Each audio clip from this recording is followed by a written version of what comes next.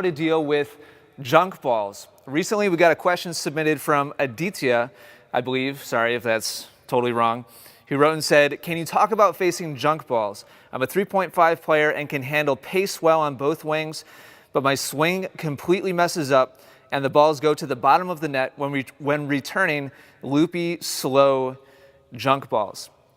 Okay, so good question, and this is a common frustration among amateur tennis players of all levels, from beginner even on up through 4.5 and above, players who just give you a whole bunch of soft, weak, spinny stuff. And there's two main things that are most important for you to identify and then execute to be able to deal with this effectively. Number one, you have to pay close attention to what your opponent's racket path is doing so that you can effectively read what the incoming shot is going to do after it gets over to your side of the court. So, for example, and in a second here, you're going to see a couple of demonstrations.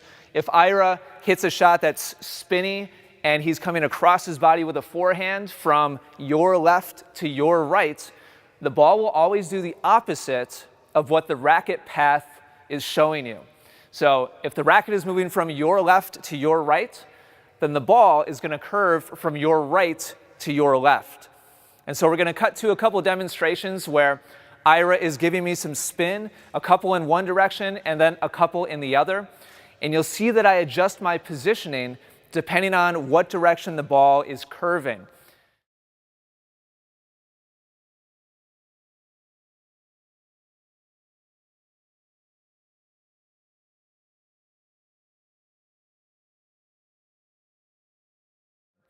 So this is key element number one. If you are not able to read your opponent's technique and reliably know what the ball is going to do as a result, then you're always going to be out of position. You're always going to be either jammed up or off balance, and so you won't be able to hit an effective shot. So key number one is paying close attention to the swing path and then reading what the spin is going to do. It takes some practice to be able to get that kind of second nature and be able to just read it immediately, but pay attention to it at first, consciously at first, and it'll start to become a habit.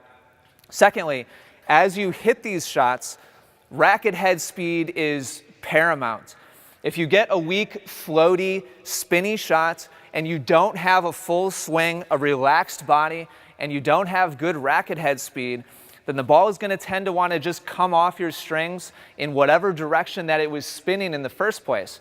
So if you don't really give the ball some positive direction and you don't have some confidence behind your swing, you're going to struggle against that type of opponent. So again, we'll cut to a couple of demonstrations of me making my swing as Ira's giving me just some floaty, soft, weak junk. You'll see that my body's relaxed. I'm making a full swing. This does not necessarily mean that you should be trying to crush this shot, but there needs to be some length to the swing. There needs to be some relaxation there. If you're tight and tentative and tense, it's not going to work out the way that you want.